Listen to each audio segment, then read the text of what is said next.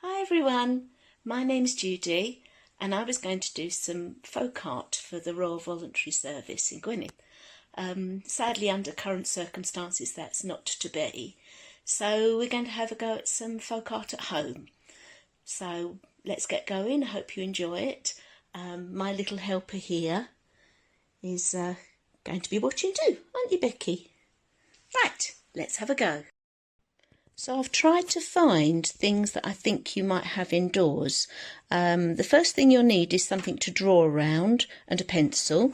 So I've just got an old cereal packet and found a mug that I could draw around. And then I folded the cereal packet in half and created half a heart and drew around that. So you can use either of those to make your first project. And then you need something to make dots with. So I found a paintbrush, and then I've raided my other half's toolbox. So I found a drill bit and a flat-headed nail and an old pen. But anything will do, really. Now I've got some acrylic paint here, but you can use old tester pots, and to be honest, the older and more gloopy it is, the better.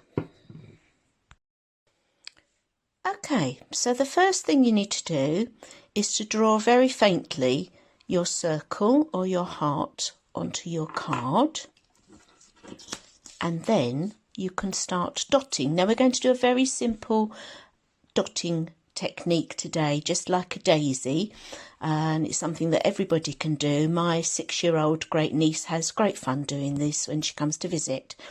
So the first thing you do is you just simply dip your dotting tool into your paint, and then you start to make your dots, trying to space them evenly.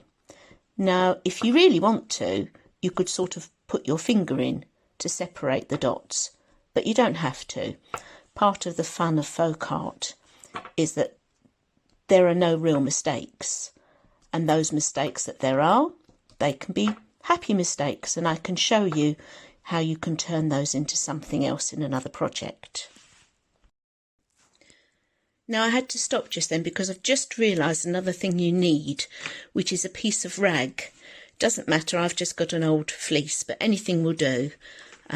Just to wipe your paintbrush, and then you're ready for the next colour.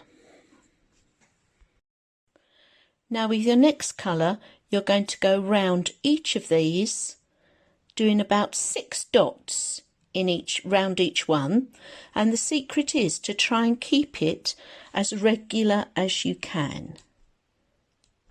So I generally do about 3 dots and put it back in the paint, and then another 3 dots. Okay, that's not perfect, but hey, flowers are all different, so it really doesn't matter. As are we, we're all different.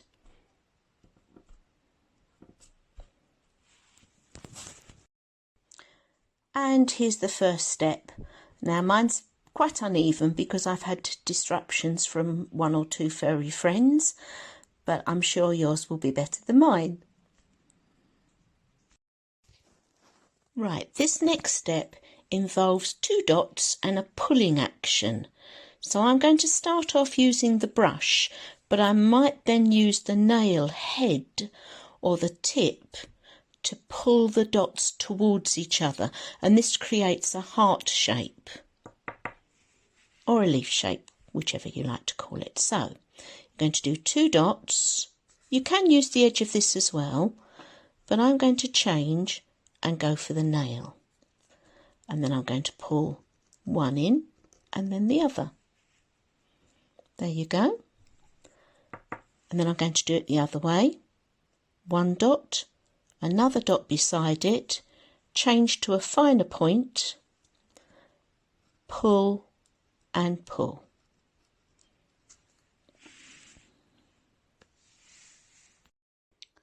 So I've been nearly all the way round. I'm at my last ones, and as you can see, it's such a simple idea and it's really effective. that was quite difficult to do holding the phone as well. There you go. Now I've had a little splodge just there, so I'm going to add another couple of flowers. And this is the beauty of folk art, that it doesn't matter if you make a mistake. You can add lots of dots all the way around using slightly smaller tools. So I think that's what I might have a go at next. You can see I've added a couple of flowers. I've been all the way around the edge with random dots. I might well do some green as well. But you can turn any happy accident into another flower, and that's the beauty of folk art. There's no real mistakes, so get creative and have fun. So here we have the finished things. I've actually added a sticker in the middle, but you could write somebody's name. If you've got a stamp with lettering on, they work well. Miniature envelopes are great fun too. And speaking of the envelope, don't forget to decorate your own envelopes as well, because that's marvellous for anybody to receive.